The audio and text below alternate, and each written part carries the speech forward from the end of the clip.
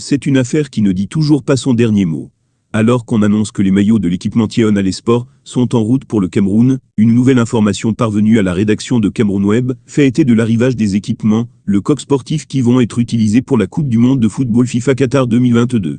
Surprise générale, c'est le lanceur d'alerte camerounais Bory Bertholdt qui porte la nouvelle sur les réseaux sociaux en la qualifiant de scoop de la matinale de vendredi.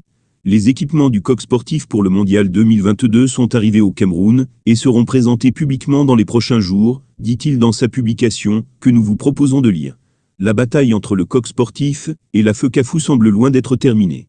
En effet, en dépit de la volonté du président de la Fédération camerounaise de football, Samuel Eto'o-Fils de faire habiller les Lions indomptables par une mystérieuse société écran basée dans un paradis fiscal appelé Onale Sport, le coq sportif maintient être l'équipementier des Lions indomptables.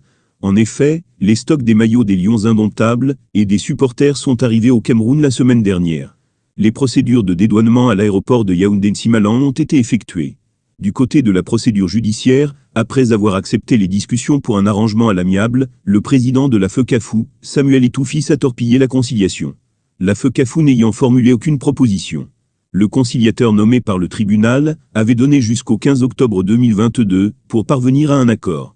Cependant, le jour de l'audience, l'avocat de la FECAFOOT indiquait qu'il était malade. L'audience a été reportée donnant le sentiment au conciliateur que la FECAFOOT cherchait à gagner en temps.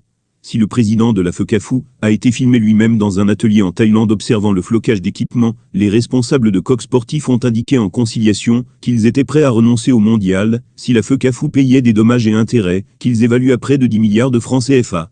Quand on sait que la FECAFOOT n'a même pas d'argent pour payer les prestataires et souhaite emprunter de l'argent au gouvernement, on se demande bien d'où proviendra cet argent.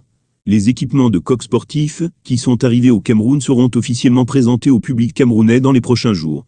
Une question taraude actuellement l'esprit, y compris des journalistes étrangers qui demandent comment se fait-il qu'en avril 2022, Samuel Eto'o-Fils reçoit à Yaoundé les responsables de coq sportifs, perçoit leur argent, s'engage à aller au mondial avec eux, et 2 mois plus tard annonce la rupture du contrat pour choisir une société inconnue du monde football.